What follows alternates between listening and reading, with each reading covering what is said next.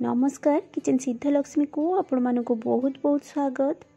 साधारणतः पूजा पर्व दिन मानक आम घरे मंडा काकरा चकुली यह सब टाइप किछि बनै थाओ किंतु मु आज आपण मानक पई नेकी आछि ओडिसार गोटे पारंपरिक पिठा चंद्रकांतिर रेसिपी। यही पिठा को आपण माने घरे थिबा गोटे कप मुग डाली रो आराम से बनै परिबे। या को बनेबा पई बेसी इंग्रेडिएंट बिल्कुल दरकार नाही। ए पिठा ऊपर क्रिस्पी और भीतर सॉफ्ट रहिबो। यह को आपण माने थरे बनैला परे आपणकर परिवार लोक बारंबार बनैबा पई कहिबे। तो यही रेसिपी को आपण माने स्किप न करके पूरा देखंतु। वीडियो देखिला परे मो वीडियो जदी भल लागे गोटे लाइक और शेयर करिवे। चैनल ले नुआ थिले मो चैनल को सब्सक्राइब करके बेल बटन ऑल ले क्लिक करिया पई जमा भी भूलिबेनी। ताले चलंतु रेसिपी को स्टार्ट करिनबा। पिठा बनैबा पई एठी मो कोन सब सामग्री रखिछि देखि नियंतु। एठी मो गोटे कप मुग डाली को धोई की बतुरै की रखिछि। मुग डाली एठी मु एही कप रे गोटे कप रु टिके कम नेइछि। त माने ग्राम्स रे जदी कहिबे एटा 50 ग्राम रो हबो। आपण माने आपनक आवश्यकता अनुसार डाली रो परिमाण को कम बेसी करि परिबे। मुग डाली को मु ओवरनाइट सोक करथिली। आपण माने 3 रु 4 घंटा बतुरै की मध्य एही पिठा को तयारी करि परिबे। ता सहित एठी मु गोटे चम्मच अरुआ चावल को मध्य भिजै की रखिछि। आपण माने बिना अरुआ चावल रे मध्य खाली डाली रे एही पिठा को बनै परिबे। अरुआ चावल पकाइले कौन हम ना पिठाटा टिके ऊपर क्रिस्पी और भीतर सॉफ्ट रहिबो। ता सहित एठी मो 3/4 कप चीनी रखिछि। आपण माने जेतिक मुग डाली नौचंदी तारो 4 भाग रु 3 भाग चीनी नियंतु। नहले तो निज स्वाद अनुसार चीनी रो परिमाण को कम बेसी करि परिबे। ता सहित एठी मो 2 चम्मच गुआ घी रखिछि। पिठा को अधिक फ्लेवरफुल करिया पई एठी मो 3टी गुजराती और 1 चम्मच पान मधुरी रखिछि। आपण मानक पाखरे को गोटे जदी नथिबो ताले आपण माने गोटे मध्य पिठारे पकई परिबे। एटा को हमें दर छेचा करके नबा। एठी देखंतु गुजराती और पान मधुरी को मु टिके छेची के नै आछि। एठी जो गुजराती रो चुपा गुडा अछि ना सेगुडा को हमें बाहर कर दबा। सेगुडा को पिठारे यूज करिबानी केवल गुंड गुडा ही यूज करिबा। एबे हमें प्रथमे डाली और चावल रो पेस्ट बनेबा। सेति पई डाली और चावल को पानी रो छाणी की एठी देखंतु मु गोटे ग्राइंडर जार को ट्रांसफर करि नै छी। एबे आमे एथिरे जो कप रे मापी की मुग डाली नैथिले सेही कप रे गोटे कप पानी देकी यार गोटे पेस्ट बनै की नै आसीबा। एठी देखंतु मु डाली और चावल रो पेस्ट बनै की नै आसी छी। आपण माने एठी पेस्ट रो टेक्सचर देखि पारथुबे। पेस्ट को आपण माने पूरा फाइन पेस्ट करिवेनी। या को टिके एमिति सुजीदाना टाइप रो रखिबे जहा फल रे पिठाटा मध्ये भलो हेबो। एबे आमे पिठा बनेबा प्रोसेस को जिबा। पिठा बनेबा पई एठी मु गैस ऑन करके ता ऊपर गोटे कढ़ाई बसै नै छी। करे एठी पूरा भल भाव में गरम हो जाइए। एबे मु सेथिरे गोटे चम्मच घी को ऐड करि नौची। घी ऐड कला परे एठी मु जो कप रे डाली मापी कि नैथिली सेही कप रे 1.5 कप पानी ऐड करूची। आपण माने जो कप बा बाउल रे डाली और चावल को मापी कि नैथिबे तार 1.5 गुणा पानी ऐड करंतु जहा फल रे पिठाटा पूरा परफेक्ट तयारी हबो। ता सहित एठी मु रखिथवा 3/4 कप चीनी आ गुंड करी रखिथवा मसला को मध्ये एथिरे ऐड करि नौची।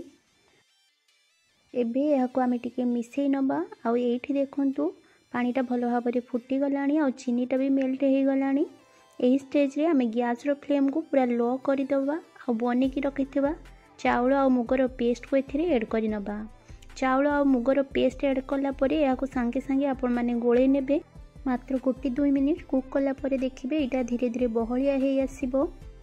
आपण माने खळीटा बनेबा टाइम रे बिल्कुल भी गैस रो फ्लेम को बढ़ेबेनी। ताकू लो रे रखी ही कुक करिवे जहा फल रे खळीटा भलो भाव रे सिझी पारिबो और पिठाटा भलो बनी के रेडी हबो।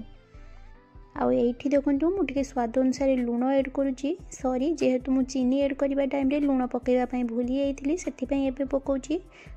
एबे यहा को पुणी थरे हमें कंटीन्यूअसली मिसई की खळीटा को कुक करि नबा।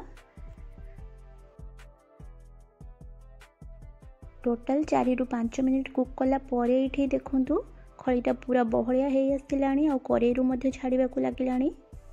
ए स्टेज रे हमें गैस रो फ्लेम को ऑफ करि नबा। एठी खळी को याठो अधिक टाण करिबानी नहले पिठाटा भलो रे तयारी हे परिबनी। एठी देखंतु खळी को बाहर करिया पई मु गोटे प्लेट नै येछि और प्लेट रे रखिथिबा घी रु सेथिरे टिके लगेई नौची। एबे हमें रखिथिबा खळी को प्लेट को बाहर करि आनिबा। सबु खळी को बाहर कर सारा परे गोटे पिठा पाती बा स्पाचुला रे टिके घी लगे नियंतु। आ एई भली भाव रे खळी ऊपर ताको प्रेस करिकि ताको गोटे शेप दे नियंतु। आपण माने जदि पिठापतिया बा स्पाचुला रे याकु सेप न देई पाउथबे ताहाले हाथ रे टिके घिओ लगे कि मध्ये याकु सेप देई परिबे। आपण माने खळे को स्प्रेड करिवा टाइम रे याकु बेसी पतला करिकि स्प्रेड करिवेनी नहले पिठाटा खाइबा पय एते भल लागिबनी। एठी देखंतु मु खळे को भल भाबरे सेप दे देइची। एबे याकु मु ठंडा हबा पय पाखापाखि 15 मिनिट रेस्ट पय छाडी देबे। आपण माने जदि जल्दी पिठा बनेबा पय चाहुथिबे ताले याकु फैन तळे रखिकि मध्ये ठंडा करि नै परिबे। 15 मिनिट परे एठी देखंतु खळीटा भल भाबरे पूरा ठंडा हो जाइए। एबे गोटे छोरी रे मुटे घिओ लगे नहीं आ याकू स्क्वायर साइज रो काटी नेबी। आपण माने याकू जे कोनोसी साइज रो काटी परिबे किंतु चंद्रकांती पिठाटा ट्रेडिशनली स्क्वायर शेप रे ही बनी थाए।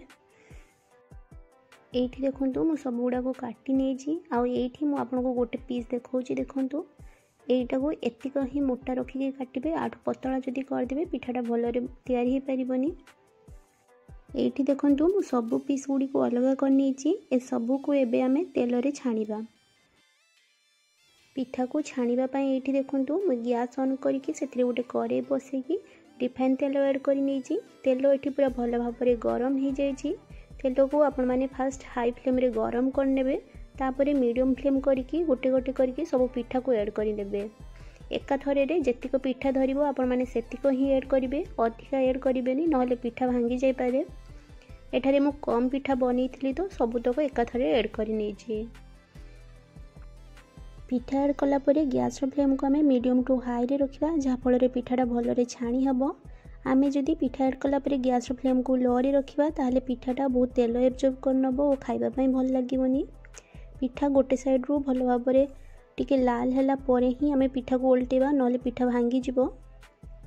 एठी देखंतु पिठा गोटे साइड रो टिके टिके लाल हे आसलानी। एबे मु पिठा को सब उल्टे नउची। सब पिठा को उल्टेबा परे अन्य साइड को मध्ये हमें किछि समय पय कुक होबा पय दबा।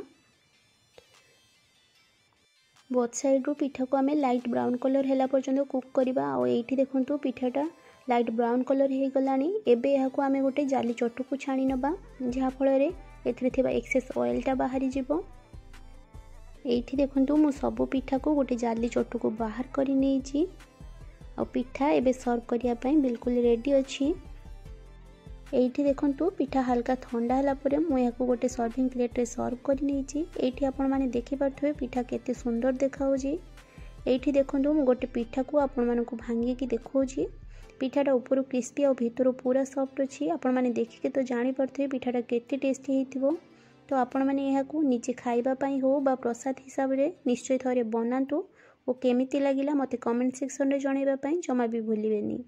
माँ लक्ष्मी समस्तंकर मंगल करंतु एही कामना सहित आज पई रहूची। पुणी आसीबी आ एको नुआ रेसिपी नेकी। सेतेबेल पर्यंत स्टे सेफ स्टे हेल्दी। जय माँ लक्ष्मी।